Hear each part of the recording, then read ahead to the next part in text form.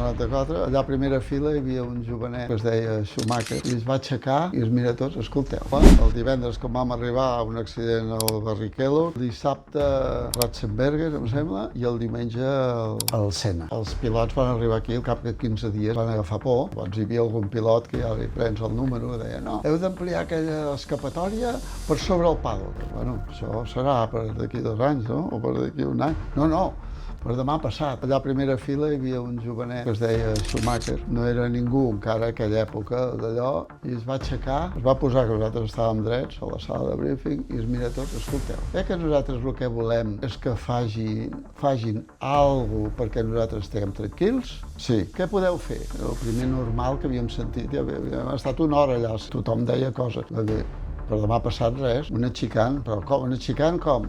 No, però si una xicant de pneumàtic. L'únic que heu de passar un a un. Vale, que ens és igual, allà ja passem? Sí, doncs xicant de pneumàtic. A partir del 6 d'abril, aquesta i moltes més anècdotes. T'esperen al nostre canal de YouTube Catalunya des de l'asfalt. És una sèrie documental d'Sprint Race amb el suport de la Generalitat de Catalunya.